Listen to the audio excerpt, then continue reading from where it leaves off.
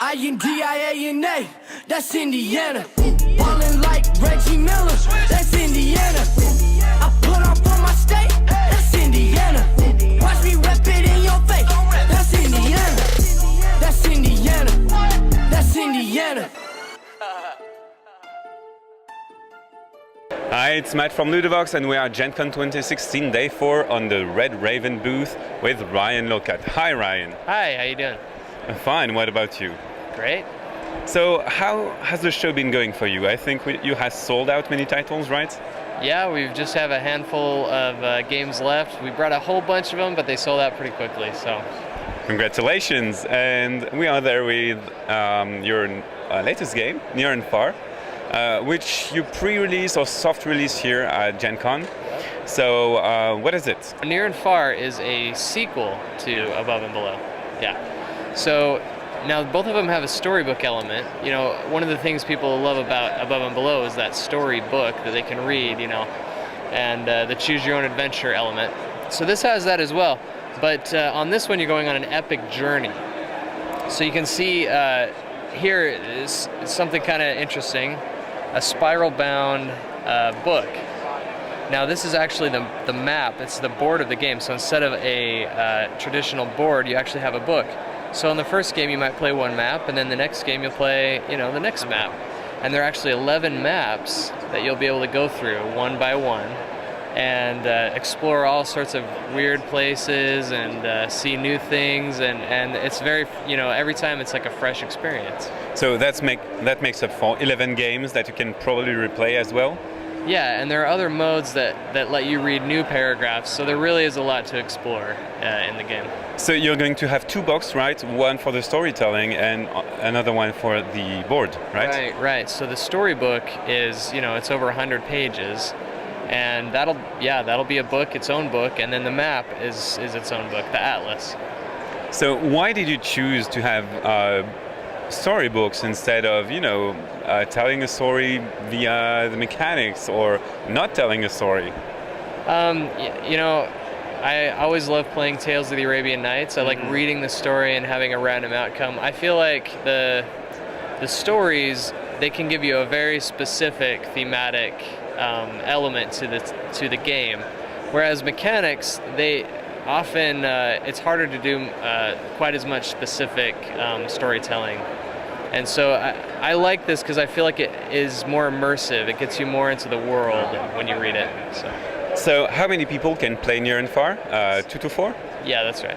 So exactly the same as Above and Below. What about the ages that you recommend for the players and an average game length?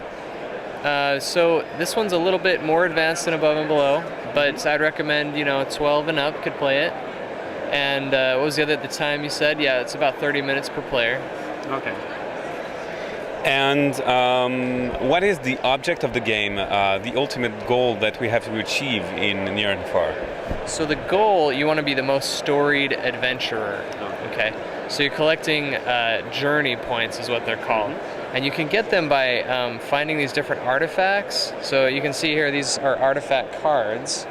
And if you get these, they give you special abilities, but they also give you points. And they're sort of long-term goals that you're going for. And you get them at the beginning so that you can sort of plan out how you're going to, you know, where your journey will go and what treasures you'll get. The other way to win is you're trying to control these different factions that exist in the world. So there are 4 factions. They're kind of interesting people that live here. So these are mystics, blue, and nomads are yellow, outlaws are green, and lizards are red. And if you control a faction by having the most of that faction, then it gives you all the points that faction is worth. So there's sort of an area control aspect as well. Okay, and what is this board? This is the town. So when you're traveling around, you know, you can't just go off forever. You got to go back and get supplies, right? Yeah. So that's when you'll be going to town. Now, when you go to town, there's sort of a worker placement aspect. You know, you'll go somewhere to do an action, and when you're there, nobody else can go there. And so you might get food, or you might get these little birds are called pack birds, and they help you travel faster. And you know, you'll go to the mine and get some treasure. Okay. Does the difficulty of the game evolve with subsequent plays? No, but there's sort of an entry level, sort of a beginner mode that you play, and then when you get more used to it, there's kind of more of like an advanced mode, and so it can increase in difficulty. Yeah. And is this a typical player board? Yeah, this is the player board. This is where you'll put your party members and keep track of your food, and hold your treasure and things like that. So up here is where you have your party, and then you'll have other members down here that are staying at home. So you have to decide who's going and who's staying. What about the player choices that we have on our turn? How do we explore the map? So you have three actions you have three choices of actions on your turn. So the first choice is visit a building in town. We already talked about that. The second one is leave town. That's actually its own action, is to leave town. And that's when you take your character off of the town board and put it on the map, and that's when you recruit adventurers. Yeah. And then you move around. So say it's my turn. I have, you start out with 2 movement, so I'll take this character and say 1, 2, and I could end there. And depending on where I go, I might have to fight a threat if it's got this little symbol here.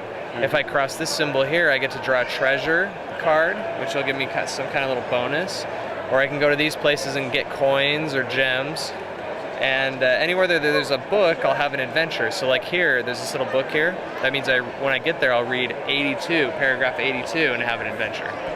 So you have that probably, do you have that choose your own adventure type of choice, like in Above and Below? Yes, you'll get you'll be presented with something. You'll find a crazy, monster, or you'll run into someone that needs help, and then you'll have to choose: do you help them or do you rob them and run away, or